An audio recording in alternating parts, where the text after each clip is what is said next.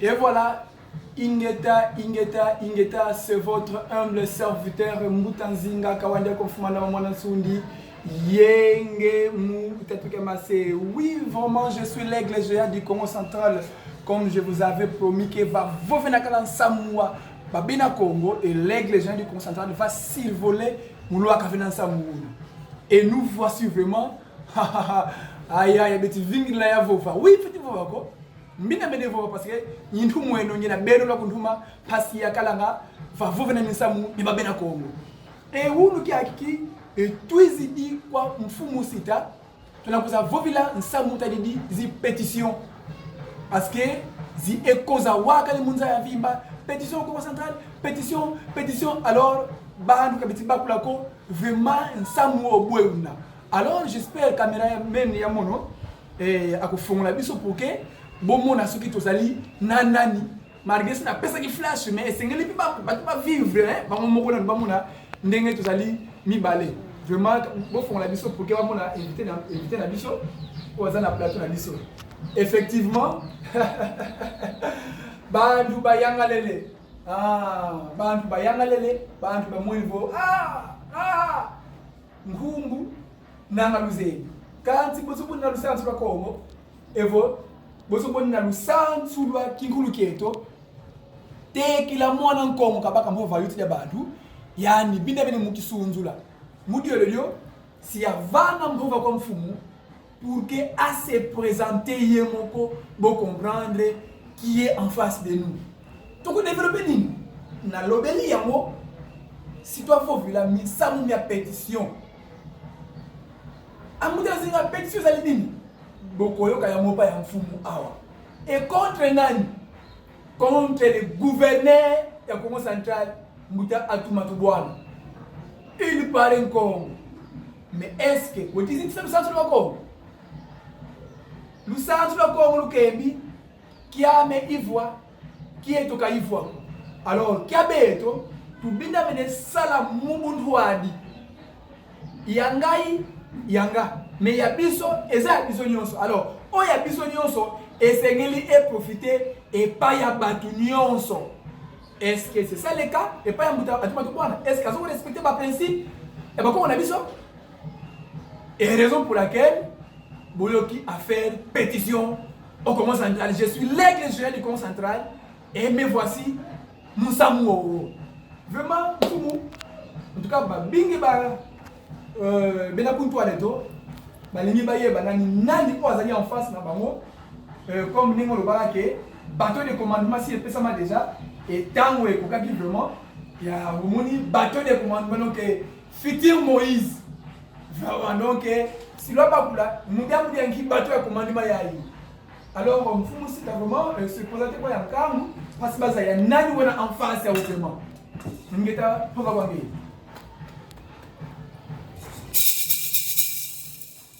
mon oncle Sita Nsonizeno.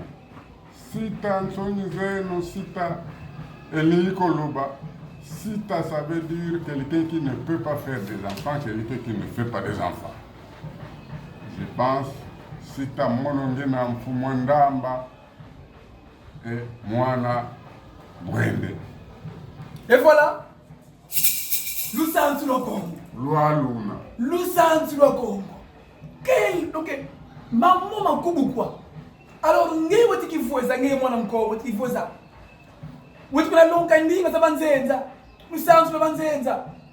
dans la sagesse Congo, avant de prendre parole, la personne devait se présenter. Et voilà.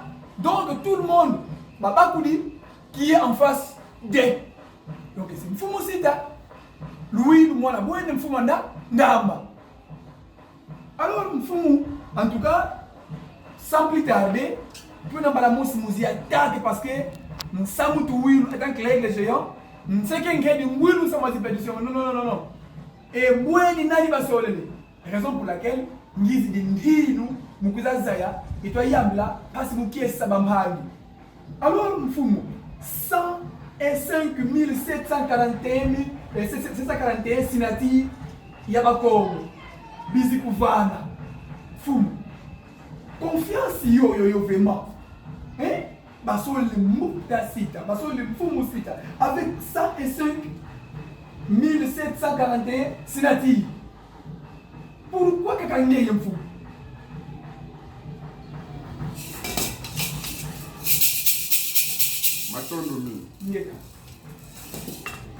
Pourquoi kaka sita sonizeno? Parce que sita sonizeno yani wakala sanga assuré que mfumu mwana nsemi wakino moyo mwana nsemi est encore en vie. Tout le monde doutait de ça. Batu nyonso bazaki koloba eza lokuta si bakata ye na kingakati bangando ya Joseph Kabila balia ye mutu ekena na Rwanda. Ngana zaki koyebisa batu nyonso azali to sololaka na ye azo continuer ko lindisa ngai, azo continuer koloba na ngai courage Mbuta Sita titango na kozonga. Il faudra que o continuer kosala musala oyo ndimaki kuna na prison ya Makala tango yaki kotala ngai. Yango wana assurance wana yango epesi population ya Congo Central bamoni ke no ye a défendaka mingi ba Congo vraiment, surtout eloko oyo nalobaki ke grâce na sita nsonizeno mutu alobaki na Joseph Kabila Kabange malgré ba conseiller balobaki na ye akanga église kimbangiste abotola bango personnalité juridique mitango atuni ngai na yebisi ye non batu wana balingi yo te pe balingi mboko oyo te parce que mboko oyo ezali dirigé na mfumu kimbangu. Yango wana pe nazobeta sete oyo azoko soutenir asuma tubwana azali ennemi ya bakongo po bakongo bayini ye balingi lisusu te po oyo asali oyo azosala makuna biso bakongo tokoki kosala yango te. O véritable mokongo akoko ndima bayemination wana te. Donc yango wana ntango bamoni yango te no makambo ya mutuna yo kende koyebisa chef de l'état baconseiller na ye bakasiki na ye balobi nono po to éviter trouble na mboko oyo il faut église wana tokanga yango ya église kimbangiste botola bango personnalité juridique abengi ngai na tuni kaka na ici oyo baoyo bayebisi yo makambo wana balingi yo te balingi mpe mboko oyo te balingi mpe mutu mwindu te okoki kosala yango te ayoka asala mpe yango wana confiance wana nde balobi no mutu wana il faut quand même tosala ye confiance lokula alobaki na biso ke mwana nsema aza na vie eye moko alongi na poto azongi en RDC malgré oyo alobaki kuna alobi na ye pour que mbuta muntu mwana nsemi honorable ya beto chef kutimi ya beto leader charismatique ya beto Mkumata Nzambi wizidi modovongizidi mhasika vutuka kunjwadi. Donc buna lwaka tangu na komi na aéroport ya Njili na lobaki buli lukula bomoninga sikoyi ndako na ye yepota bakombola ndako na ye pe na lobaki à partir ya lelo bundu bya mayala lifutilwaka ku pouvoir BDM fait comme na pouvoir BDK fait bana kosambela so ba bozo bofunguli ba maziko na bino nyonso bato baye kotumisa bino bobenga ngai na pesa ki numero na ngai ya telefone tango na komaki na aéroport. Donc bamoni pe bake kosukola ndaku babeleka bani kosambela na bango yango wana na banzi peuple ya Congo Central bapesi confiance na Mbuta Sita Nsonizeno parce que balingi komona mfumu mwana nsemi comme gouverneur au Congo Central et Tokolongo. Et voilà, Beno Kibeni, Louis, Louis, Matma Beno Kibeni. Et le ballon bakinois, binomoko, bozo yoka, bozo tala, makambwe. Donc, nhangu yifue niveau eyule, zwaye. Donc, msamboua, bubu, Congo Central. Si tous les mené. Donc, Louis, le Kibeni, m'fumbu, comme c'est d'expliquer pourquoi confiance. Mais, si là, il y a une intégralité, il y a une vidéo tout là. Parce que Là, remise à pétition, bonzo bouya kadidi. Vraiment, yani wabaka chance mouyambila, il est la personne qui vivait entre ciel et terre, entre terre et ciel. Parce que, mon clandestinité, il y a un moment dans ce mythe, il nous avait dit qu'il vivait entre terre et ciel, donc au milieu de l'espace. Et Mfumusita, grâce à lui, il y a un Zambi qui vivait dans l'espace, dans le périphérie. Donc, quelle chance à plaire. Et il a assuré tout le monde que Mfumu il est en vie. Entre-temps, les politiciens congolais disaient n'importe quoi chez les Bakongo pour peut-être Mukotsa Kinsio na Kongo. Mais c'est grâce à Mfumu Sita. Yani waiza katula moko va mabundi Kongo. Alors raison pour laquelle Bakongo fait une confiance. Mais suivez ça dans l'intégralité, il y a vidéo yaï.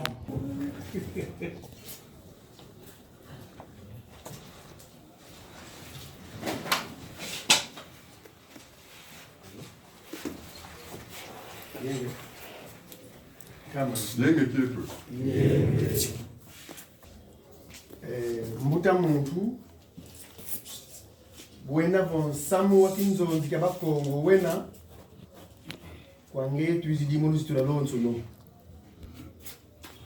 ibampangi baba utimana wabonso no kunima nkangu tukidi kumadimba mansi ku Congo Central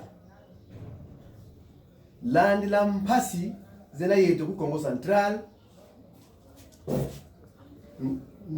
tini kietu ganti kitunga mako mvola ngani mvondo la bantu bamvimba bamona vonkatu tatombe no bwetu fiti katuli la Congo Central mumpasi si avambe mulingala kali babingi bena kulanda kabaze ki Congo ko kolana la pasi oeza la Congo Central. Congo Central ezo kufa bino ba mikolo bozo mona. Bazo boma batu, bazo sala nyosa mabe, banzela ezo kufa, musala ezo salimate. To zwa kili kanisi. Batu moko bazwa kili kanisi ke pona to décanter situation au na Congo Central. Mota sa tosineno zisinati to kumbe no zisinati. Bon, tu vois que la Constitution, article 64, je ne m'abuse pas, qui a dit mbasi zele zindi. On a ba Congo, tu as Koutakane. Tu as salisi signatures, tu as qui 105 000 signatures. Dieu de vous qui a qui tu is na bon double événement. Tu as kusonga bantu ba salisi salu kyo. Wakubawa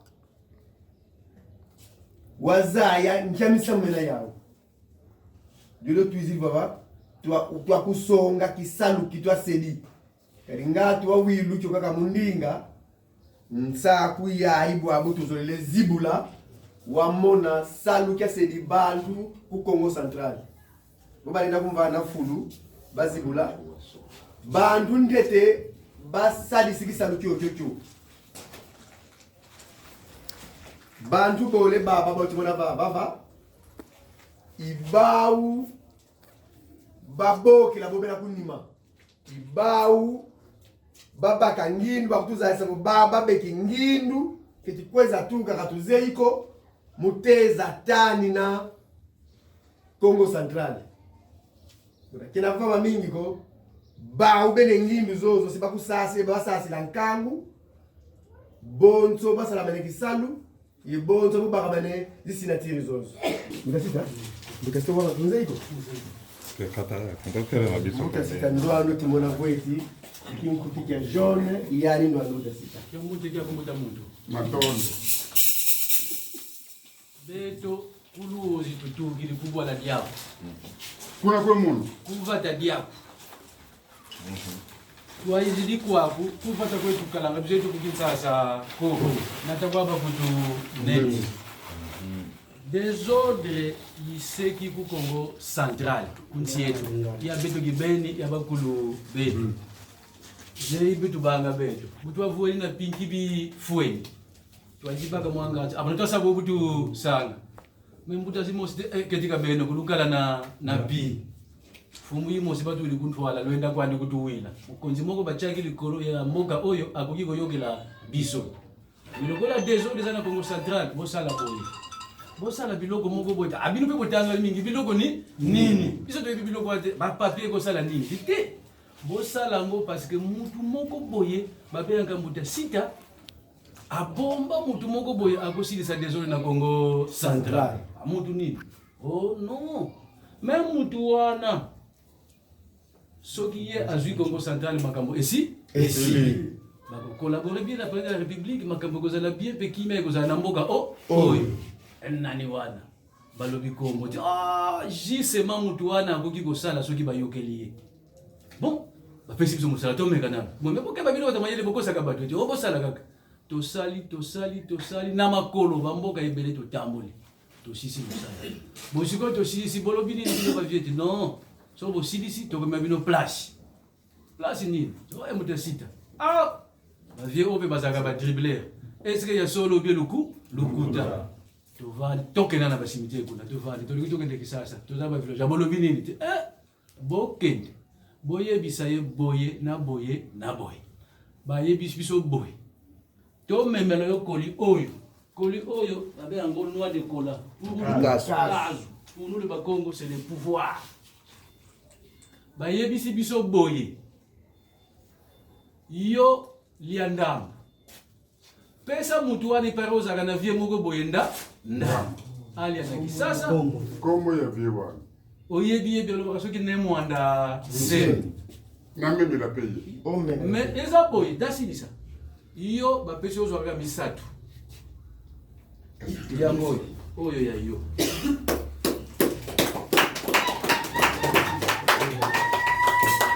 balobi susu oyo eza nsamba totikaki ndambo na cimetière balobi ndambo bokomemela muta sita balobaki boye afongola te akende kopesa pa vie na ye wana ne mwanda nsemi ye kaka akofongola bo me balobi susu na noix de cola oyo kazu alobaki azalaka na mwana nkazi na ye moko boye apesa ye mpe kaka misatu mwana nkazi na ye son excellence monsieur le président de la République ye mpe pouvoir pona ye moko ne mwanda sembe ali ndambo na Kisasa ndambo na matadi nanu kwetu omoni ye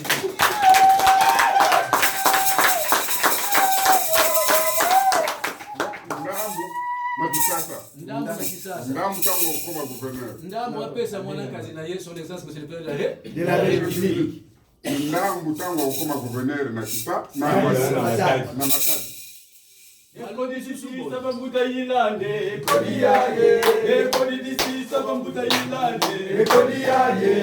Ekodisi saba mbuta yilande, ekodiyaye. Lubangu bamwela Congo, ekodiyaye. Lubangu bamwela Congo, ekodiyaye. Ekodisi saba mbuta yilande, ekodiyaye. Ekodisi saba mbuta yilande, ekodiyaye.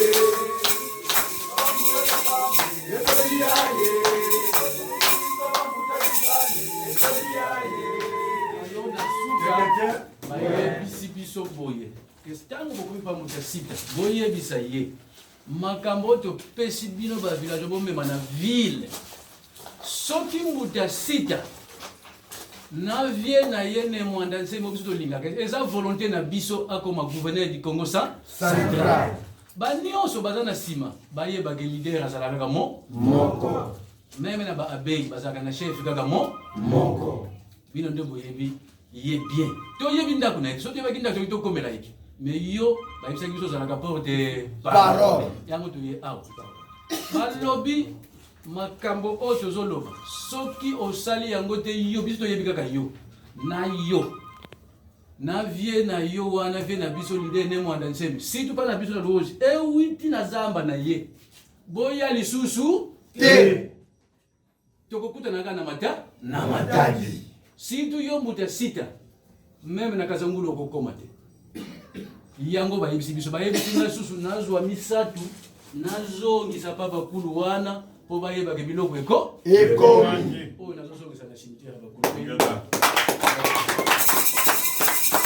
Alors vraiment mfumu sita babingi betile mana bakula pétition ngigena parce que baka tutoka ngumu ya pétition tunaye bado tutulanda baka kabatama ko quelque part tulemana ba bengula fioti pétition ina donc l'action de demander ou peut-être deuxième définition baka niveau demande par écrit adressée à une autorité administrative ou politique. Est-ce que bon quelqu'un vous l'en. Je pense que la pétition a été retenue sur notre constitution. C'est là à l'article 26, je pense. Je n'ai pas tous les articles dans ma tête, mais pétition et ligne globale. Ce qui est la communauté, qui a besoin de pétition, mais vous devez remplir les critères exigés par la Constitution. Avoir 100 000 signatures, Bokini pas chef de l'État, mais Bokini Parlement, selon l'exigence de Bino. Yangowana, tant que pour que je puisse m'impliquer ou bien m'impliquer dans la demande de Congo pour que à tout Matubwana, ou Azali Kuna gouverneur, ou Azosala et le côté. Ou Azoko humilier Bakongo, Bavalère, Nyonsi Bakongo et Sili. Biso tozaki ko kanisa ke ba gouverneur kaka o ba président ba tozaki ko yana bambongo na kisasa o bazoko ko sala misala te yango wana constitution exigeait que cette fois-ci les gens qui doivent gouverner les provinces doivent être les responsables ou les ressortissants de ces gouverneurs et de ces provinces.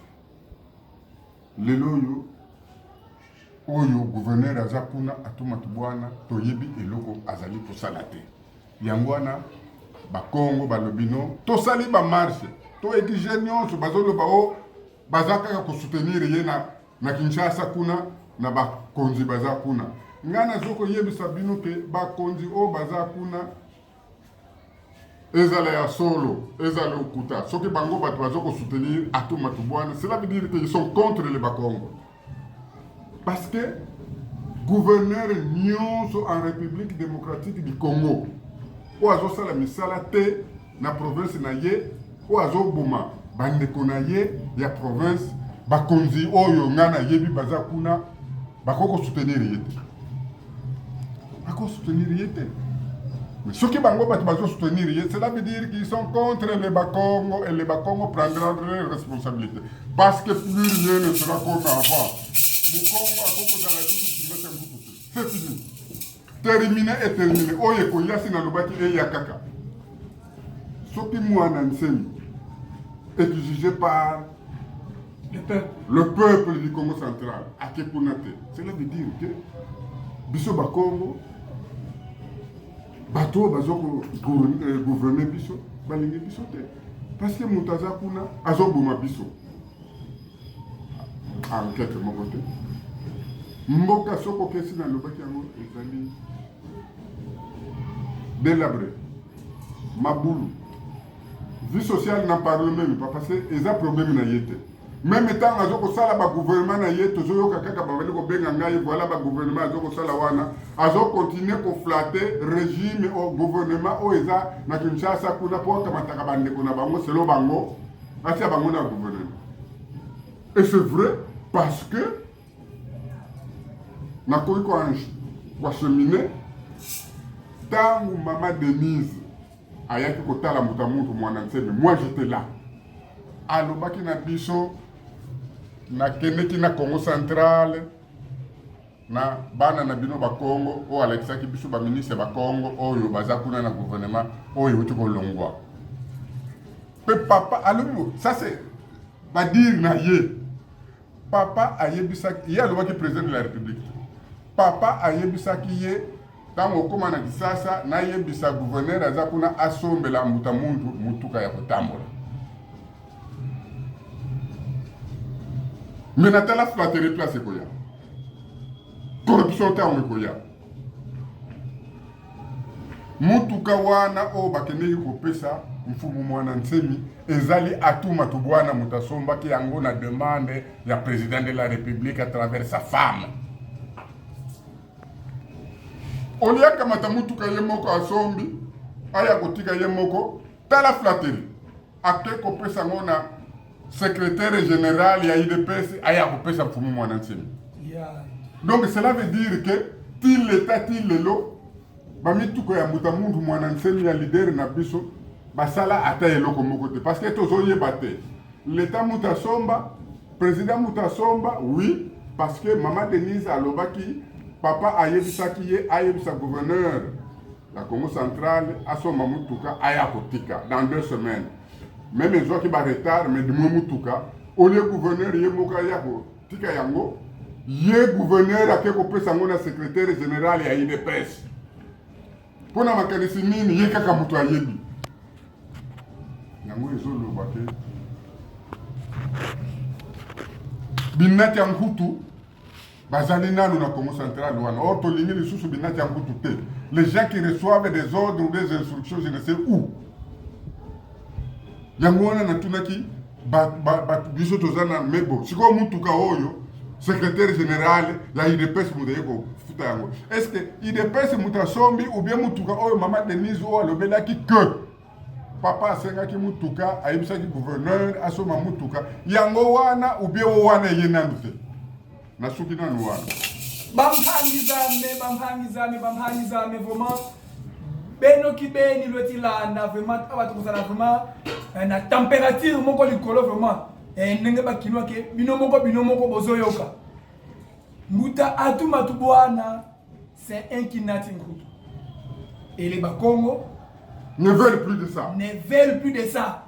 Raison pour laquelle 105 741 signatures Yitou qui dit Kumadimba Manti, tous les 3 districts Bakem Bivo, donc Bakongo Babonso Bakem Bivo, en tout cas Mouta Atou, dehors pour que Ngaka Mfumune Mwandansemi puisse gouverner le Congo central. Yani Zei Bidil Bakongo, Yani Kakango Vilanga Bako, Bakongo Kakako. En tout cas, soit Mfumuzita, Boyokaki intervention et à expliquer c'est quoi pétition. Boyoki Binomoko, j'espère. Bolani déjà vidéo oh nenge pétition et yaki. Et si Bolani en déjà, alors tout ça qu'on enchaîner presque à la fin. Il y a un numéro Nabiso, mais avant tout enchaîner vraiment, tu as pas Mfumuzita pour que tout n'aille vraiment à vie et peut-être est-ce que à Kolonga à combiner toutes les deux questions. Est-ce que à Kolonga est-ce que Sika Nunga après Nunga Sika Vana Avia ni Kunsu ka Musa Mimi parce que tu sais il faut que tu faut bon kilo. Tu sais il faut moi na kula ukala. Tu sais il faut mamingi tu sais et selon les informations mayani qui est niveau et avant tout là du gouvernement central ba consulter kaye et il n'a pas dit qu'il il n'est pas comme on fait bébé yayi parce que tu la muta mundu nguvulu donc mfumu vous regardez qui tout connaît comme belansuka et là tu vous dit est-ce que vous si wanunga mumebe iba kuveni ko ba Congo et vous bonso boy nakanisi je dis ceci Batunion sur tout ce qui soutient de près ou de loin le gouverneur du Congo central qui est en train de tuer, massacrer ses frères, ils sont les ennemis de Bakongo. Point à la ligne, quel que soit à quel niveau. Yangoana tamba lobaki na ngao église qui mangi ses soutenir à tout matubwana lobaki na bangeza le kuta. Église ya mfumu kimbango o akufa pona l'homme noir bakoki ko soutenir mutu azoboma bande ko na bango et maîtrier. Donc je pense que pétition wana lelo tozali samedi jeudi tokende ki déjà ko déposer yango na présidence. Donc tant tozolo ba boye tolobi te ke si ekomi na maboko ya président de la République mais ekomi déjà na ba service na ye mais mikanda si azui ya pétition nyonso o ngana sinaki parce que ba Congo ba exigeaki que ba lingi komona mfumu mwana nsemi na Congo central.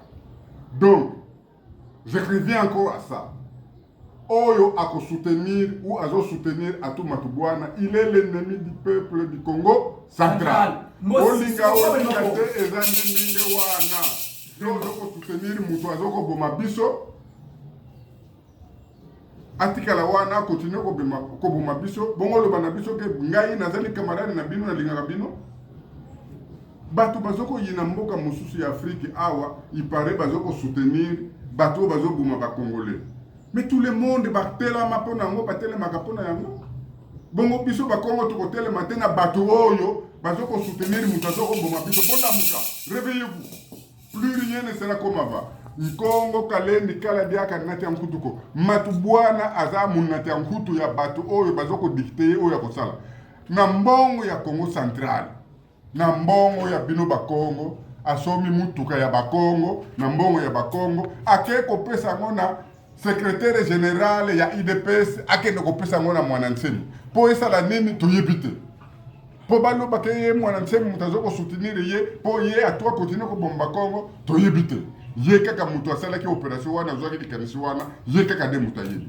Mais ce que je sais tangu mwana nsemi azako ye mona na te azako yoka na te. Chaque fois le président de la République actuelle tangu azalaki secrétaire national aux relations extérieures et IDPS soka yoki kaka mwana nsemi akufi comme na yebiki aza kobenga nga tout le temps boni muta mundu makamuna yoki est-ce que za solo bien lokuta ngai naza ko rassurer que muta mundu mwana nsemi azali en vie. Le ministre de l'Intérieur o azawana 2 ou 3 jours na kene kotala yena ndako na yena poto na yebisaki ye bundu dia mayala na IDPS na biso ngana za na kati tolingi to sala liboke pour que to tamu sambuko ayebi na to banda ba démarche wana kala eza bango te bato bazoko soko kuti ndako batongi ba peso chambre olala lala malamu ko kanisa te ke ndako wana po ba ekomi ayo te ekomi ayo te bankolo nango bazali to zana to kufina lute Bankola IDPS, autre monde n'a pas. Tozali to kofinante. Moi j'avais perdu un général Wamba. C'est le seul général Wamba tant wazala qui commandant ya région ya Bandungu. Ou yamba qui ministre de la défense Bandoma. Au rang de l'autorité étant que ministre de la défense.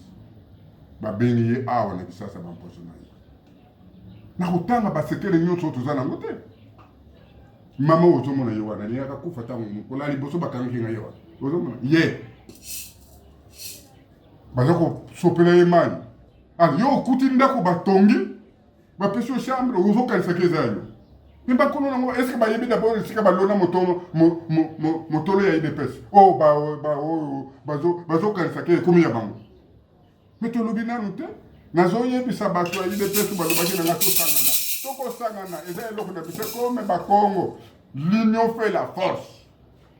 Plus rien ne sera comme avant. Nous tous derrière mon enseigne. Effectivement, Louis, nous vraiment intervention ya mfumu. Donc si kanunga parce que vous voulez une réponse à ni, vous verrez que il a la détermination à lui. Menga ye mazazaki kesa ya lunga. Alors vraiment mfumu tuna yembanyi utubokele.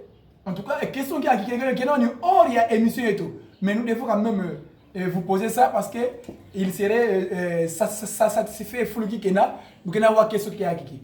Ya ni na kembo mfumu sita. Vous êtes les défenseurs de Bakongo, défenseurs de la Congo, les défenseurs de Mfumana Semi. Alors, en tant que les défenseurs de Bakongo, pourquoi vous ne parlez pas au dossier de Mutamalonda? Pour eux, Mutamalonda c'est un Congo que vous aussi, vous pourrez défendre en tant que Kanyalou et en plus habillé en rouge. Ah, non, il pour voir vraiment Alors, c'est pour cela, quand on est au dossier de Mutamalonda, pourquoi vous ne parlez pas de ça? Vraiment silence Baba Solele, qui est ça? Est-ce qu'il est de nous? On peut la défendre comment? Makukuma tatu malamba. Mbuta Malonda azo mérité défense ya moto oyo 105 000 signatures bato wana basalier confiance liboso nazalaki na ngai politicien nazalaki leader était parce que un leader suppose que quelqu'un qui a une base derrière lui petango apesi ordre na base wana basali makambo oyo ye asengi avant nazwa pétition oyo nazalaki kaka homme politique combattant. Mais aujourd'hui, je me sens investi pour que nous défendre le Congo, si ma Nsemi, et je vais le faire au prix même du sacrifice pour que le Congo puisse se retrouver par Valérie Congo et Zonga. Pour la Mouta Malonda, Rochard, ngai moko tango batu nyonso bazaki kokita na balabala. J'étais contre lui. J'étais contre lui. Habile pourquoi c'est le makamouane. Mais, tango pasteur Sonika Futa. Oh, c'est lui qui nous a informé que Balingi Rochard Malonda te parce qu'il y a le Mukongo. Oh, ngana la moki. Ah bon? Ngakutu na kanisi. Malgré à ça, mais pour n'engager quelque part, même nazaki contre, mais président de la République ou l'équipe, moutoyi de peste, donc bon, mais bon, les camoutés à ça qui m'a bien, mais moutoua chef de l'État, c'est Malonda qui est allé le défendre devant les juridictions compétentes, avec son intelligence, approuvant qu'il noir sur blanc, Moutou Aleke, chef de l'État, et Antoine Félix, tu sais que dit. Qui est l'homme de l'UDPS? Qui est Mouana ya Moutou Oyo Bisoto Ndima qui n'a pas tensionné Ndima qui n'a pas fait ponaye. Mazaki n'a pas doute. Mais, Sonika Futa Lobby, on ne veut pas de Malonda parce que Azali Mukongo.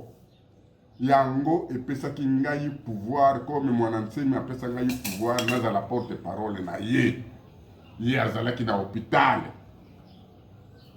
et tant que directeur du bureau politique en cette époque et chargé de l'organisation du parti Boulou Mayala na komelaki mokonzi mboka atana mukanda wana na yipsaki ye makambo eza mukanda wana eza privé mais soki Moukolomousso to rendre en public, mais ngai si na défenda ye déjà na komela ki mokonzi mboka pour dire que ce qui Malonda balingi yete, cela veut dire que bato wana pe pa akeneki ko défendre thèse na ye que bato yide pesi bato balongi, bango pe bazala sanctionner.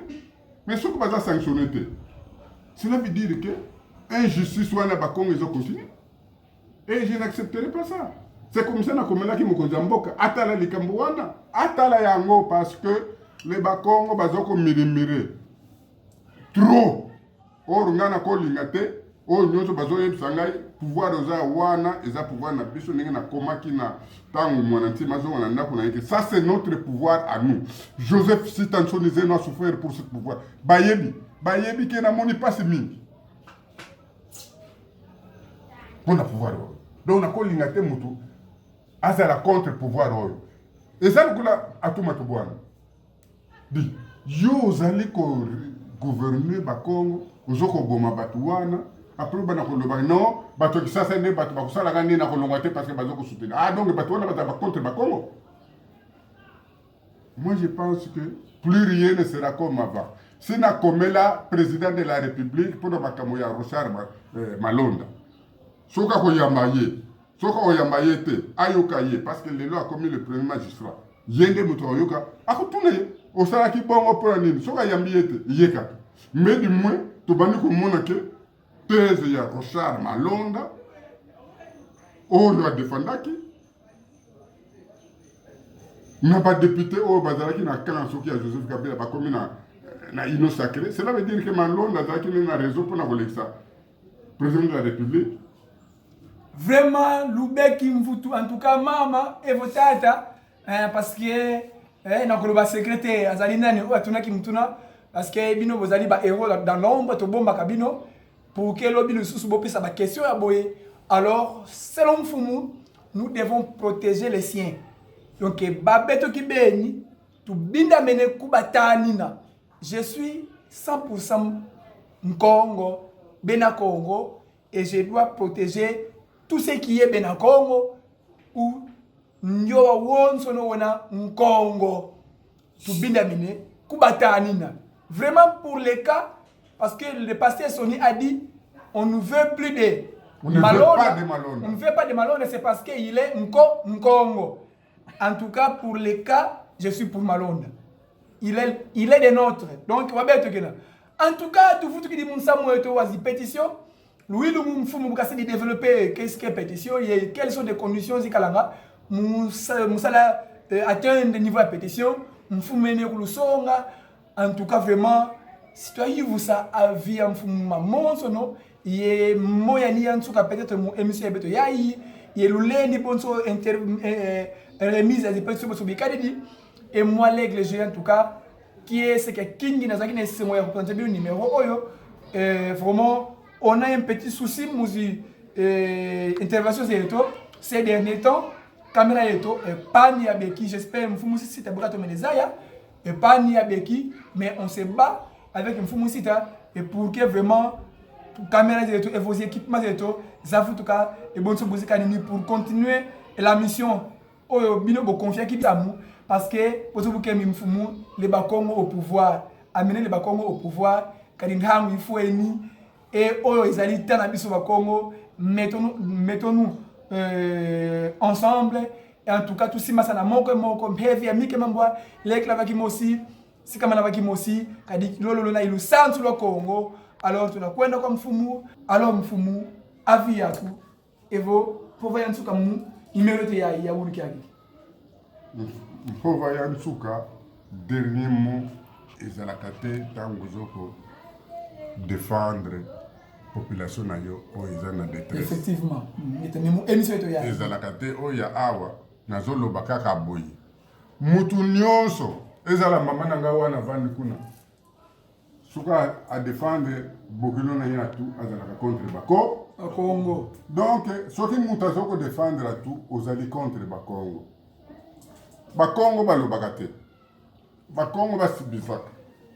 Yango wana lelo yo soki yo ozo défendre Bakongo. Faut yeba yango ata ozolia na bango sane moko. Mukongo wana za contre yo. C'est comme tant on va okanga biso na UDPS. So bakangi yo kaka batuni yo kaka oyeba ka Kisekedi. C'est fini comme muta UDPS bakangi. Moi j'en ai vu tant on va okanga na circo. Mona bakangi mutu mo bakangaki so babunaki na zanu kuna ba memi bango ba yoko funa na makamuna bango batuni bango yo yeba ka Kisekedi to bi non yebika yo yebije ndenge nini ekomi procès. Donc soki ozali ko défendre à tout atikala na Congo central ozali contre Bakongo. Bakongo bakolingaka yo jamais. Bakongo bako accepter yo te. Bakongo ko benga bango kaka bazotala bozo solo la bien tanga ko bima libanda le bitala batoyo bo bazo soutenir batoyo bazo bomisa biso. Bo bazo boma biso. Je pense que si tu déposes qui déjà ma pétition mikana si tu tiki partout, tu continuer ko tikango, tu continuer combat na biso, tu continuer en place comité de suivi, comité de mobilisation partout à travers Congo central parce que comme bitumba, faut to gagner yango et to ko gagner yango. Toko gagner yango et par tous les moyens. Ce que tout le monde qui yo soutenir Congo mais à tout bon likamute problème zate mais faut y bagango que lobby okofuta masumu wana. Parce que yo ko pour défendre oko soutenir mutu o azo bomba bande kona yetu. Je pense que Moya Souka on a lobaki que Yasuka ezalakate nous sommes déterminés et le kula na balati singa imvoala oyo. Il qui porte-parole pour la pétition wana, j'irai jusqu'au bout pour que volonté na Binoba Congo au signer pétition wana et se concrétiser et se matérialiser. Et vraiment, yaya maimuna luwilu, mbuta ntemo luwilu, mbuta menga luwilu, mbuta ndheza, babingilu na foma benu tikama vantu ka mbuta nzinga. Bobunda grametre akoma gouverner pour que toyana biloko parce que douane talache et votre gouverneur oyo azali lelo apansaka pona kawana te. Tozana posa tozonga na mabele na biso, tuya ko tonga royaume na biso, tozana posa tozonga Congo central, mais to koyana biloko ndenge nini douane elekise, tozana ba mbongo te awa corona et si biso mbongo. Oya oti ko lobela. Normalement problème ya douane eza problème ya gouvernorat te, eza problème ya gouverneur te. Mais toyebaka ke biso na RDC douane eleki cher na monde eza RDC. Pona nini? Parce que babato oyo, société oyo etinaka babato awa, eza ya bango te. Bango pe baluwaka yango. Donc l'État congolais aza na babato te. Na yaka à l'époque na tango na CDC tango directeur général azalaki kuna na bateau ba fabriquer ba bateau na Anvers. J'avais tout fait croyant que surtout comme na kisasa awa to ko négocier directement na bango pour ba toujours ba bateau mais comme ezalaki na niveau national balobaki na ngakene ko contacter gouverneur de Congo central. Ah, comme ça, le gouvernorat à Congo central a ça un partenariat avec des gens qui peuvent nous construire des bateaux. Il y a des bateaux, il y a un gouvernement provincial, il y a un bango. Mais il y a un ceux qui ont un Congo central. Je crois que le dossier wana, si tu as un Kamatango, il va fabriquer un bateau. Comme on a Congo central, comme on a Kinshasa, s'il faut décrocher ça au niveau national, ça sera notre travail. Na bino na poto, na biso tozali na kisasa, tukutia makanisi sika moko pour que douane ekita quand même. Parce qu'on ne peut pas accepter que bateau ekene na Angola, elekaka na mer na biso, bango eza moins cher, biso eza cher. Tout simplement parce que le gouvernement congolais a un bateau à mon côté. Mais nous battrons, ce qui m'a annoncé ma gouverneur na Congo central. Pour négocier ma campagne na niveau national. Je vous remercie. Mutazinga, bwebisa ngaka vraiment, bwebisa ba Congo, bacha po ya makamango. Effectivement, bino pe na diaspora, bocha po parce que apport munene ko bozaka nango na influence ya munene bino ba diaspora, surtout Congo parce que ils ont dossier vraiment 100% mais na Congo, il faut apport na bino ezala. Soutenez-nous parce que on manque de matériel. Pour que vraiment tout le monde ensemble parce que on a qui place tout ma camarade bébé na Congo ezali aigle géant face là et na dossier on a couti a pendant pas mfumuzita na kotira mfumuzita place nyonso que na dossier oyo na pena za mais à condition il faut tout cela na ba matériel vraiment na zaki na essayer de représenter bien numéro oyo vraiment c'est votre humble serviteur l'aigle géant du concentral mutanzina quand on fumanda mon nsundi yenge muta tout kama c'est vraiment Lusa partager émission yayi et abonner massivement parce que chaîne yayi bina mine kwenda kuntwala. Alors je vous dis, je vous remercie. Ingeta.